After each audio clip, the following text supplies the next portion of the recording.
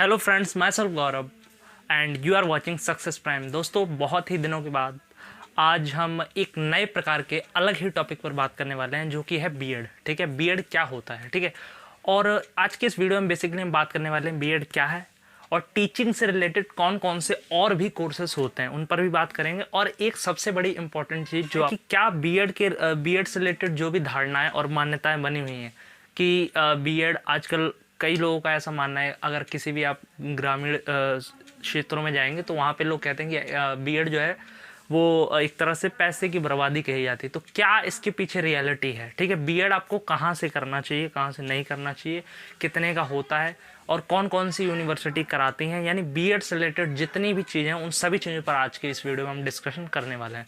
सो देखिए, सबसे पहले अगर हम बात करें बीएड की, तो बीएड की फुल फॉर्म होती है बैचलर ऑफ एजुकेशन। और बीएड आपको एक टीचर बनने के लिए एक कोर्स होता है जिसको आपको करना होता है, और ये एक प्रोफेशनल कोर्स है। ठीक है, ये कोई स्टडी या एकेडमिक से रिलेटेड नहीं होता। ठीक है, अगर इसकी अगर हम बात करें, जिस प्रकार से अगर आपको पीआरटी टीचर बनना है, ठीक है, यानी अगर आपको 5th तक का टीचर बनना होता है तो आपको क्या करना होता है, 12th के बाद या फिर ग्रेजुएशन के बाद जेबीटी जिसे कहा जाता है या डायलेक्ट वगैरह का जो कोर्स होता है 2 या 3 साल का, तो उसको आपको करना होता है। ठीक है, उसी प्रकार से जो बीएड है, बीएड आपको अगर टीजीटी और पीजीटी टीचर बनना है तो आपको बीएड जो है ग्रेजुएशन के बाद करना होता है। ठीक है, और अगर आपको पीजीटी बनना है तो भी आपको ये करना होता है एमए करने के बाद, या फिर पहले भी कर सकते हो, कोई दिक्कत नहीं है। और इसके बाद आप सीटेट और किसी अदर स्टेट के जो एग्ज़ाम होते हैं वो निकाल के फिर एज अ टीचर बनते हो। अब बेसिकली हम यहाँ पर बीएड पे बात करने वाले हैं। ठीक है, बीएड से रिलेटेड सबसे पहले मान्यताओं पर बात करते हैं कि क्या बीएड को बहुत से लोगों का ये कहना है कि ये पैसे की बर्बादी, तो उस पर बात करते हैं कि कैसे, कितना इसमें सच है। ठीक है, कितनी ये रियलिटी है। तो सबसे पहली बात तो ये है कि अगर आप यूपी, बिहार, राजस्थान ऐसे स्टेट्स में जाओगे तो वहाँ पे लोगों का यही कहना है। उनके पीछे एक रियलिटी ये है कि आप इन स्टेट्स में अगर जाओगे, यहाँ पर कई ज़्यादा मात्रा में क्या है, आजकल प्राइवेट यूनिवर्सिटी खुली हुई हैं जो क्या करती हैं, 1-1, 2-2 लाख रुपए आपसे लेके आपको एक बीएड की सर्टिफिकेट या डिग्री पकड़ा देते हैं। उसकी कोई भी अहमियत नहीं है, वो एक तरीके से सिर्फ कचड़ा है। ठीक है, और आपको पता है कि अपने देश की जो अनएम्प्लॉयमेंट रेट है वो कितनी ज़्यादा है। ठीक है, तो अब बड़े बड़े जो प्राइवेट स्कूल भी हैं होते हैं ना, तो उनको भी एक तरीके से वो बच्चे हायर करते हैं जो किसी मान्यता प्राप्त सेंट्रल यूनिवर्सिटी या फिर किसी अच्छे विश्वविद्यालय से बीएड करके आए हैं। ठीक है, सो गवर्नमेंट में तो कंपटीशन है ही, और वहाँ पे उनको जॉब इसलिए नहीं मिलती क्योंकि वो किसी रेपुटेटेड यूनिवर्सिटी से नहीं पढ़े, तो इस चक्कर में उनका ऐसा मानना है। ठीक है, तो रियलिटी ये है कि ऐसा कुछ भी नहीं है कि बीएड करना पैसे की बर्बादी है। अगर आप सही तरीका क्या है वो समझिए। देखिए, बीएड जो है वो कई यूनिवर्सिटी कराती हैं। पहला, सेंट्रल लेवल की यूनिवर्सिटी भी कराती हैं बीएड, दूसरा स्टेट लेवल की यूनिवर्सिटी, और तीसरा प्राइवेट लेवल की गवर्नमेंट और स्टेट। ठीक है, अब समझिए क्या है, स्टेट लेवल में गवर्नमेंट और प्राइवेट दोनों तरह की आ जाती हैं। तो 2 तरीके से होती हैं। पहली, सबसे पहला आपको टारगेट रखना चाहिए सेंट्रल लेवल की यूनिवर्सिटी से बीएड करने का। सेंट्रल लेवल की यूनिवर्सिटी कौन सी होती है, जैसे कि दिल्ली विश्वविद्यालय, यूनिवर्सिटी ऑफ दिल्ली यानी ड्यू, ये भी एक सेंट्रल यूनिवर्सिटी है। जामिया मिलिया इस्लामिया, ये दिल्ली में स्थापित है और ये भी एक सेंट्रल यूनिवर्सिटी है।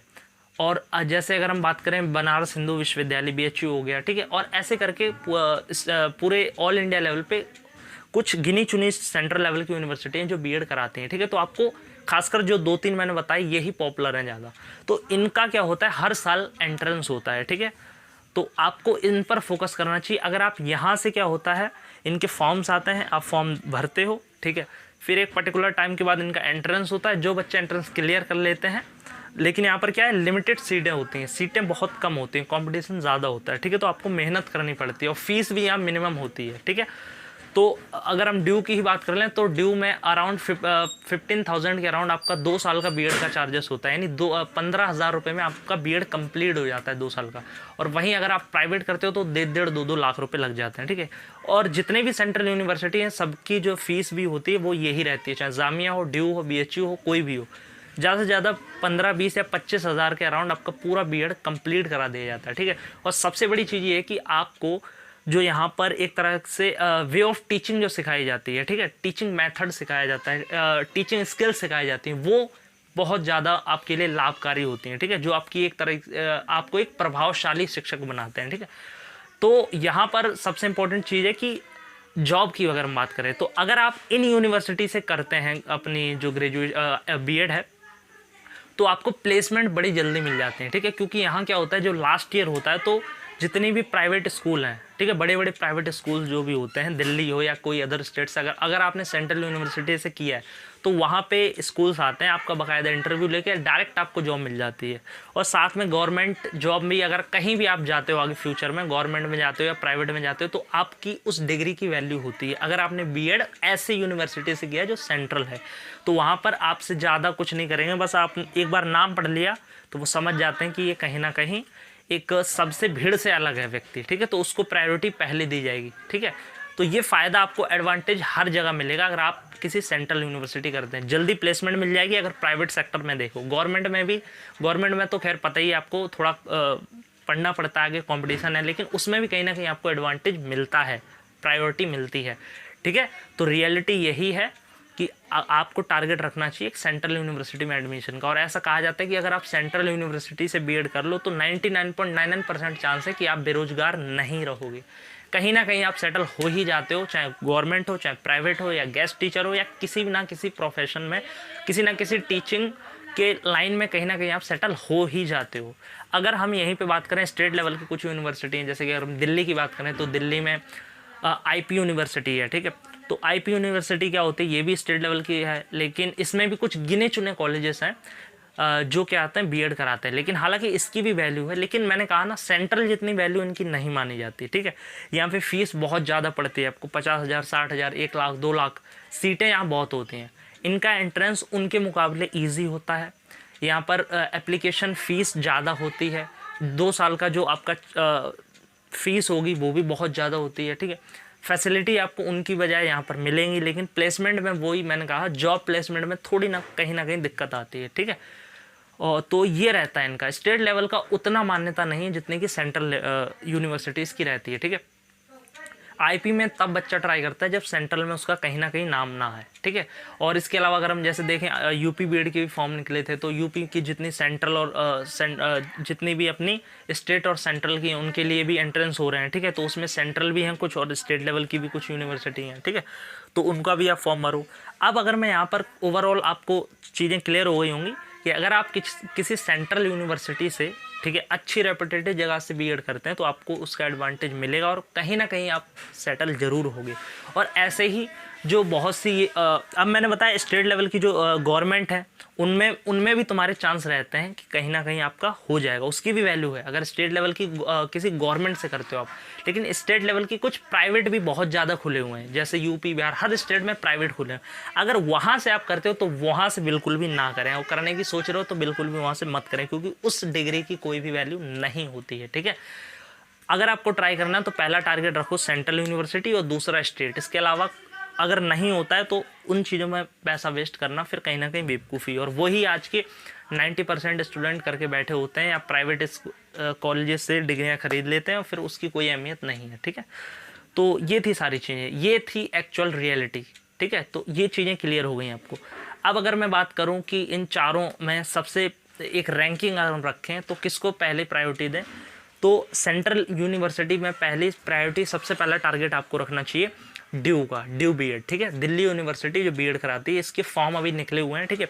इस पर एक पर्टिकुलर वीडियो में आने वाले टाइम में सब पर एक सेपरेट वीडियो बनाऊंगा, तो चैनल को अभी सब्सक्राइब कर लें ताकि जो भी आने वाली वीडियो उन सबकी डिटेल इन्फॉर्मेशन आपको यहाँ पर मिल जाए। उसमें मैं सब बताऊँगा कि इनका एंट्रेंस में क्या क्या आता है, क्या सिलेबस रहता है, कैसे तैयारी करनी है, कौन सी बुक पढ़नी है, कैसे प्रीवियस ईयर पेपर आपको फ्री में मिल जाएंगे, कैसे आपको ओवरऑल जो भी डाउट है वो आपके क्लियर हो जाएंगे, ठीक है, जितनी भी यूनिवर्सिटी हैं।